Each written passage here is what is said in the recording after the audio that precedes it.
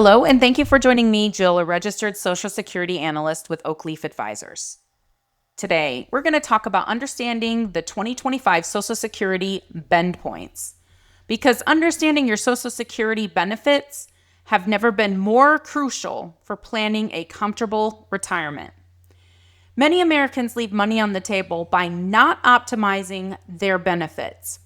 I'm going to dive into one of the most important concepts that determines your monthly Social Security payment, and that is called bend points. Learn how your benefits are calculated. Bend points are income thresholds that Social Security uses to calculate your monthly benefit. Think of them as steps on a ladder. For 2025, the first step is $1,226. And the second step is $7,391. The third step is above $7,391. Each step is calculated a little differently when they calculate your benefit. So everyone gets a fair share no matter how much they earned. These numbers adjust each year for inflation to keep benefits fair for each generation of retirees. Social Security looks at your highest 35 years of earnings, indexes them for inflation, and then divides them by 420 months to get your average index monthly earnings, or your AIM. They apply a formula that rewards low earners with a high percentage of replacement income. It is a three-part formula. They plug that number into the three-part formula. For the first $1,226, you're going to get 90%. Then the amounts between $1,226 and $7,391, you're going to get 32%. And anything above $7,391, you'll get 15%.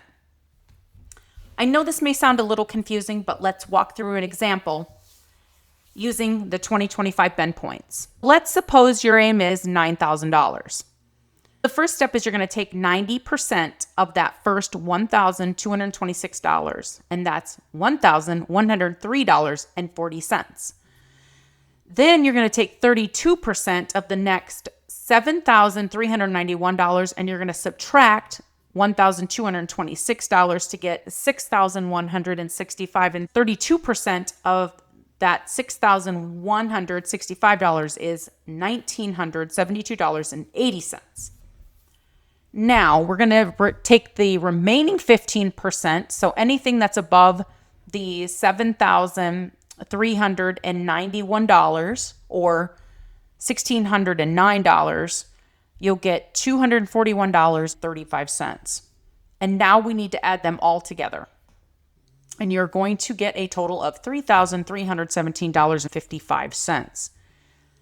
That's how you figure your primary insurance amount. That is the monthly benefit that you're going to receive at full retirement age, which is your FRA.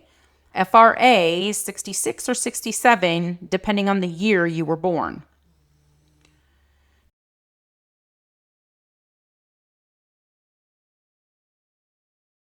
Timing matters in this, because if you start your benefits at age 62, your payment can be reduced by 30%.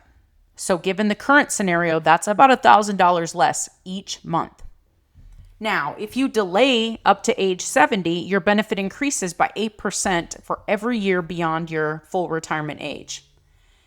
8% each year after your full retirement age could mean hundreds of dollars or more per month.